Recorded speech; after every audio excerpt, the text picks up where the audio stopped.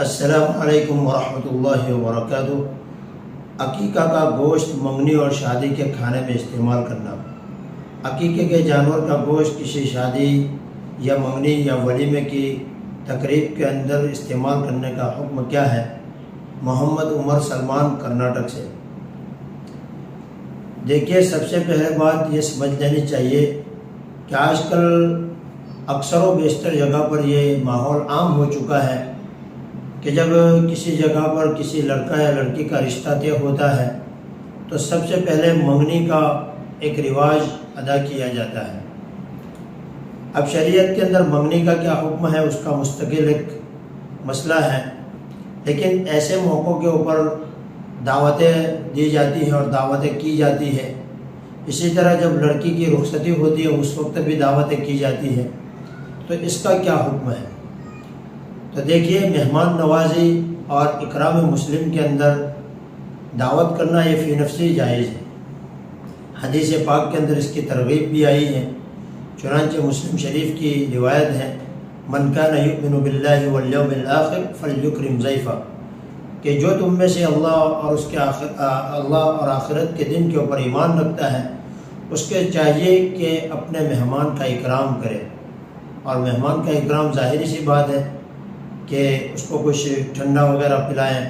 یا کھانا وغیرہ کھلائیں، کوئی دور سے مہمان وغیرہ آئے ہیں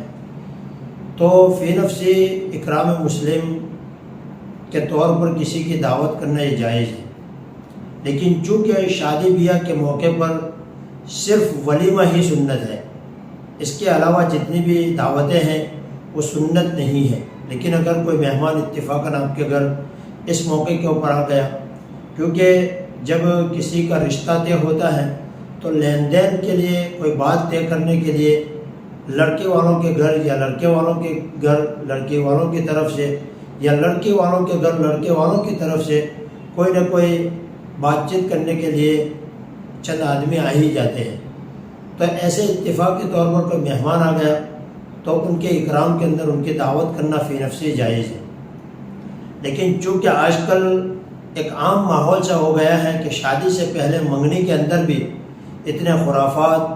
جس کے اندر موسیقی، ناچ گانے اور بھی خلاف شرع کام ہوتے ہیں،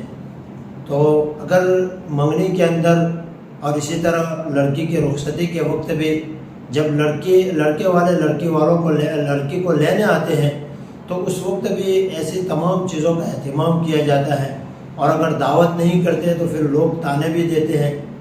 اور باتیں بھی کرتے ہیں، چمی گوئیاں بھی کرتے ہیں۔ تو اگر یہ سب باتیں ہیں اور خلاف شرع کام ہوتے ہیں تو پھر اس صورت کے اندر ان چیزوں کو چھوڑنا یہ واجب اور ضروری ہو جاتا ہے، اور ایسی منگنی کہ جس کے اندر خلاف شرع کام ہوتے ہو، ایسے دعوت کے اندر بھی شرکت نہیں کرنی چاہیے، اس سے بچنا ضروری ہے۔ اب رہی بات، آپ نے جو بات پوچھی ہے کہ اگر عقیقے کے لیے کوئی جانور ذبح کیا ہے، اگر لڑکا ہے تو اس کی طرف سے اگر کسی نے 2 بکرے ذبح کیے، یا لڑکی کا عقیقہ ہے تو اس کی طرف سے 1 بکرا یا پھر کوئی بڑا جانور ذبح کیا ہے، تو اس کا گوشت کا استعمال شادی یا ولیمے کے کھانے کے اندر استعمال کرنا یہ بالکل درست اور جائز ہے۔ لیکن چونکہ عقیقہ بھی اللہ تبارک و تعالیٰ کی قربت کے لیے کیا جاتا ہے، ثواب کی نیت سے کیا جاتا ہے، اس کے اندر بھی بہت سارے فضائل احادیث کے اندر وارد ہوئے ہیں،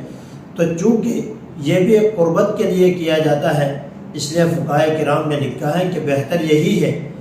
کہ عقیقے کے گوشت کے اندر بھی قربانی کے گوشت کی طرح 3 حصے کیے جائیں، ایک حصہ غریبوں کے لیے، ایک حصہ رشتہ داروں کے لیے، اور ایک حصہ اپنے استعمال کے لیے گھر میں رکھا جا سکتا ہے۔ بہرحال خلاصہ کلام یہ ہے کہ عقیقے کا گوشت اگر شادی کی دعوت یا ولیمے کی دعوت کے اندر استعمال کرنا چاہتا ہے کوئی، تو اس کو استعمال کرنا بالکل درست اور جائز ہے۔ اللہ اللہ اللہ